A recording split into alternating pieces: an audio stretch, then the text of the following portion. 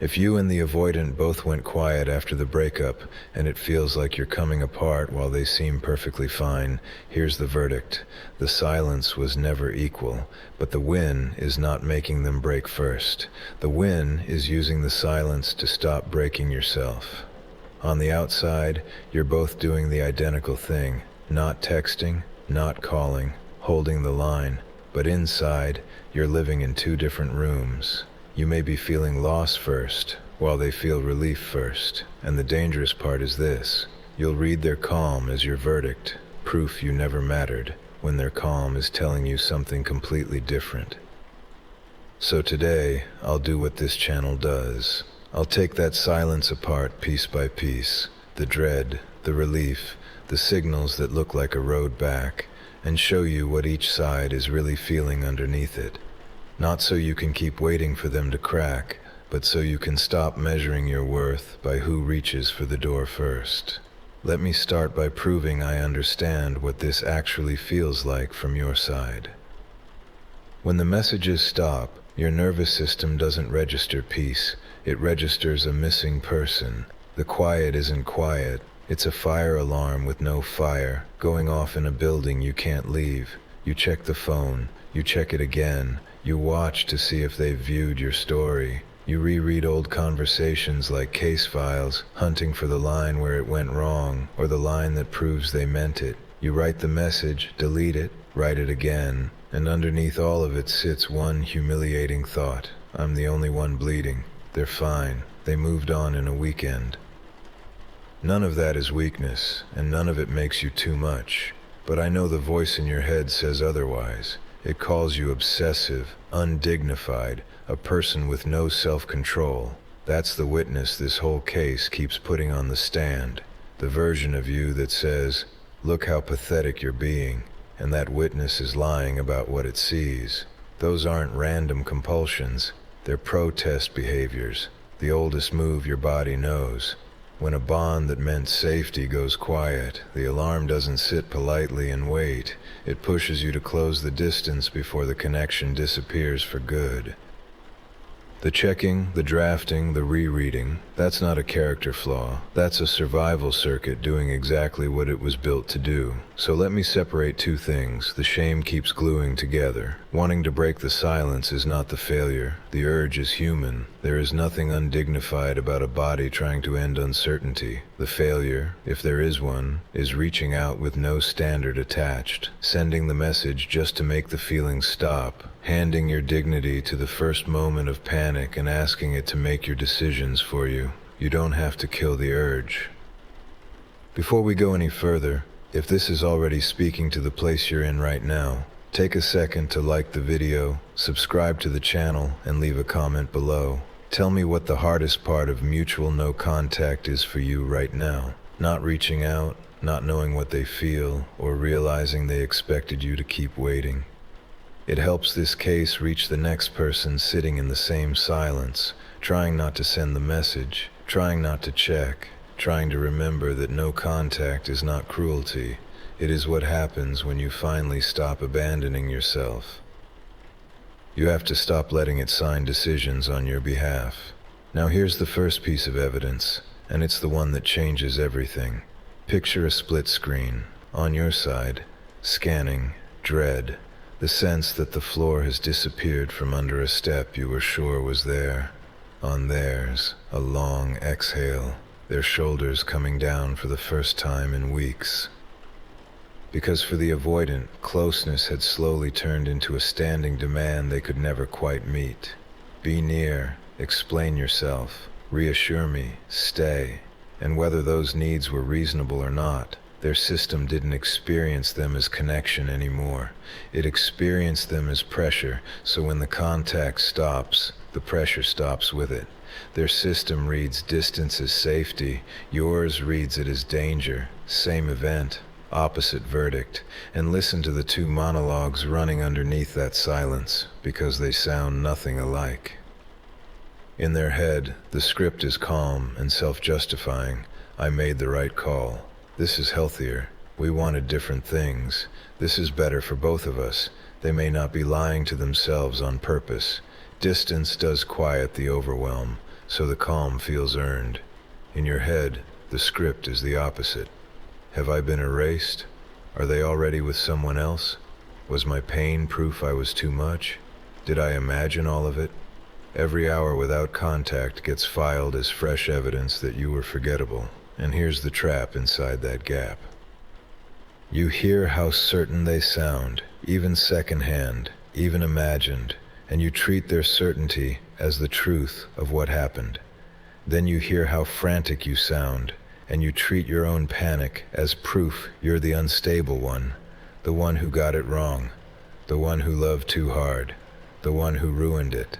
So they become the calm, reliable narrator of the relationship, and you become the unreliable witness to your own life.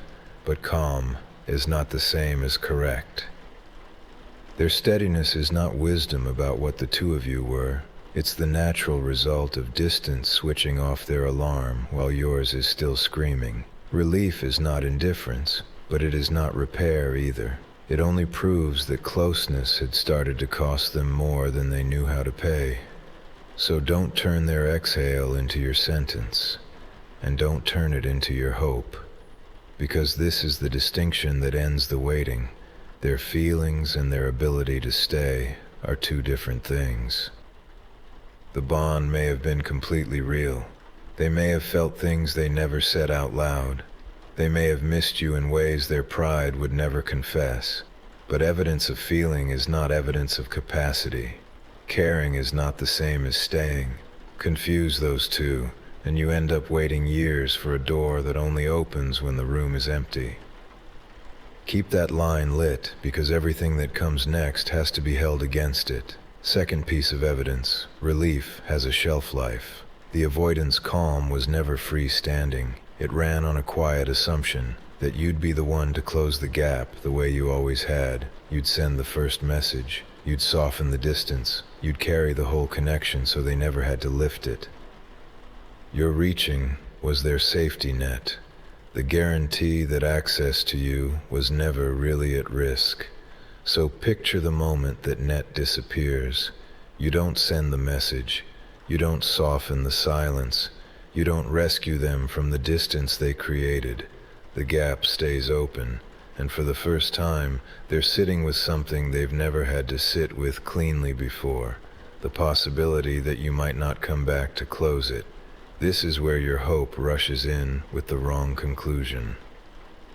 You imagine that if they start to feel your absence, if they get restless, unsettled, curious, it must mean they're coming back changed.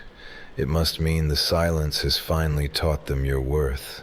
But look at what's really stirring, because it usually isn't growth yet. It usually isn't guilt. It isn't always accountability. Sometimes it's just a low background hum. Why haven't they messaged? Are they really done? Did I lose access? That discomfort is not the same as reckoning with how they hurt you. It's the old pattern going dark. It's uncertainty walking straight into the space where your reassurance used to sit. And here's the part you must not romanticize. Discomfort is not growth. Someone feeling your absence is not someone ready to meet you differently. Don't take the first flicker that they've noticed and call it a homecoming. Third piece of evidence, and this is the one disguised as hope. When that discomfort builds, the avoidant often doesn't walk up to the front door and knock. They slide a note under it. They watch your story and send nothing. They like a photo from 2 years ago. They drop a "Hey stranger." They resurrect an old inside joke. They mention the weekend you both still think about. They become warm in a low-pressure moment, then disappear the second you ask for anything solid. And because you've been starving for a sign, you read these things as the road back, the crack in the wall, the proof they're finding their way to you. That's the misread, and it's an expensive one. So name it correctly in the case file. These are access checks. They're not asking, "Can we repair this?" They're asking, "Are you still there if I want the option?" It's a way to settle their own discomfort without risking a single honest sentence about what happened. And the moment they feel you're still there, the pressure drops, and they often go quiet again. That isn't always cruelty. Often it's self-protection. But self-protection on their side cannot be your job to absorb. So draw the hard line, because your whole recovery sits on top of it. An access check asks whether the door is still open. Accountability sounds nothing like that. Accountability says, I know what I did. I can name how it hurt you. I understand why you don't trust this yet. I want to come back as a different person, not just return to the comfort of knowing you're still there. One is a question about your availability. The other is a statement of responsibility. A story view is the first. A vague, hey stranger is the first. A nostalgic message with no ownership is usually the first. Almost nothing is the second. Blur them together, and you'll answer a story view as though it were an apology. You'll treat a breadcrumb like a confession. You'll reopen the exact wound you had started to close because one small signal looked like proof the whole case had turned. Now the case turns, and it turns towards you, because the most important evidence in this investigation was never about them. While the silence holds, you get a choice they don't get handed half as cleanly. You can spend it watching them, or you can spend it watching yourself. And the first thing you'll notice is that the silence hurts in a way that isn't only about losing them. A lot of that ache is something else entirely. You're coming off a roll. If you've always been the one who chased, who fixed, who smoothed it over, then stopping doesn't just feel like losing a person. It feels like losing a job you've held for years, an identity you knew how to perform, you knew how to scan, you knew how to rescue, you knew how to explain their behavior back to yourself in a kinder voice. You knew how to keep the line open even when keeping it open meant abandoning yourself. So when you finally stop, the pain gets loud. And because the pain is loud, you read it as a signal. This hurts too much. Therefore I've made a mistake. Therefore I should go back. But intensity isn't direction. The reason it hurts this much isn't necessarily that you're walking away from something good. It's that you're walking away from something you organized your whole self around. You're not only grieving them, you're grieving the caretaker, the fixer, the translator. The one who made their distance survivable by constantly turning it into potential. So when the urge to return arrives wearing the mask of devotion, ask it plainly, am I missing them? Or am I missing the role? Because those are two different things, and only one of them is worth your future. Stay with that, because this is where the silence starts changing shape. At first, pain is all you can feel. Then pain turns into observation. You start noticing how often you softened their distance, how often you made their silence mean something kinder than it was, how much you accepted just to keep the line open, how many times you treated emotional crumbs like evidence of a feast that was surely coming later.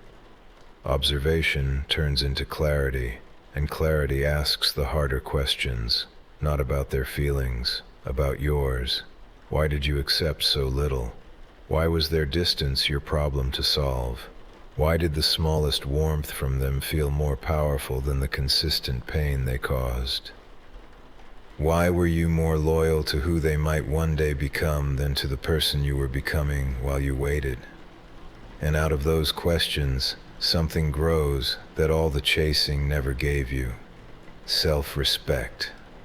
The silence stops being a protest, a way to make them notice you're gone, and becomes a boundary, a flat line that says, I'm no longer available to be kept half close and half abandoned. That's the real shift, not from loving them to hating them, not from hoping to becoming cold, from hoping they come back to deciding what you'll actually accept if they do. Which brings us to the moment you've been bracing for. They come back, not a story view this time, not a vague signal, a real message, maybe even an I miss you, maybe tears, maybe the kind of softness you waited months to hear, and every old hope lights up at once. The story you want to tell writes itself. They came back, so I mattered, so it's over, so I won. But a return is not a resolution, and being missed is not the same as being chosen. Here's the misread that costs another year. You take the fact that they returned as proof the pattern has changed. You treat the warmth of the reunion as evidence of repair. But a reunion high is not repair. They can miss you, mean it, and still collapse when closeness asks for steadiness again. That is the gap this whole case keeps pointing at. The feeling may be real, but only behavior tells you whether anything has changed. So before you let anyone back through the door, change the question. Not, do they still have feelings? Ask instead, what would I need to see before I let this back in? Can they name what happened without minimizing your pain? Can they take responsibility without turning your needs into the villain? Can they sit in the hard conversation instead of brushing it under the carpet? Can they stay steady past the first high of getting back together? Can they respect the boundary you had to build to protect yourself? Can they tolerate being close without making you pay for it later? If the answer to those questions is no, the return isn't a victory. It's the opening scene of the same film. And here's the line to hold when the reunion high tries to sweep you off your feet. Consistency matters more than intensity. A day one apology means very little if day 30 looks identical to the old pattern. Watch what remains after the emotional wave passes. Showing up when nothing dramatic is happening, for the hard conversation, again next week, is the only thing that counts as change. That's the evidence that decides it. So here's the verdict this whole case was building towards. You may suffer first. That's true, and it's brutal, and I won't pretend the relief gap is fair. The anxious person often feels the loss immediately because the bond feels threatened. The avoidant often feels relief first because the pressure is gone. But relief is not the end of the story, and panic is not proof you're the weak one. The gap stops being the point once you stop treating the silence like a scoreboard, because you've been asking, who breaks first? If they reach out first, I win. If I crack first, I lose. But reaching out first isn't winning if all you win is the same loop again. The brief attention, the renewed hope, the slow return to abandoning yourself for occasional warmth. That isn't victory, that's a rerun. The real question hands you back your power.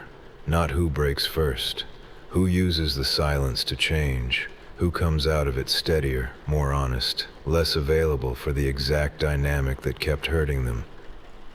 Because the pattern is the culprit here.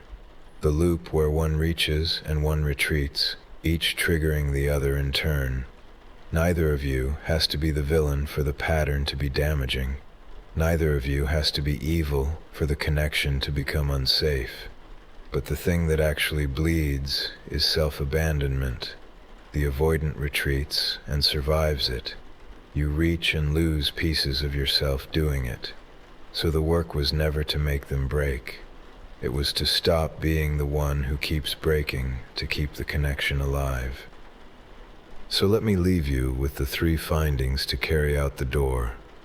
What was true, the bond may well have been real. Your pain was real.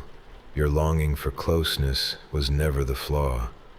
You can stop interrogating your own memory for proof that you imagined all of it. You didn't. What wasn't enough, real feelings still needed real capacity. Relief could turn into missing you, and a return could sound sincere, but neither one automatically became safety. All of it can be real. And still not enough to build a safe connection on. So here's what to stop doing, starting today. Stop using the proof that they cared as permission to keep waiting. Spend that proof differently. Use it to stop doubting your memory of what mattered. Then use your standards to decide what was never enough. Let the evidence settle the question of whether it was real. Yes, maybe it was. And let your standards settle the question of what happens next. Because in the end, it was never about who broke first. It was about who stopped breaking themselves for a love that only showed up when nothing was being asked of it.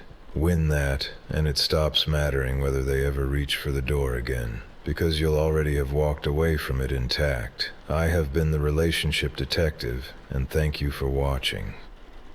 If this case helped you see things more clearly, leave a mark before you go. Like the video, subscribe to the channel, and tell me in the comments which part of the silence you've been trying to decode. I wish everyone watching all the best, and I hope to see you again in the next one.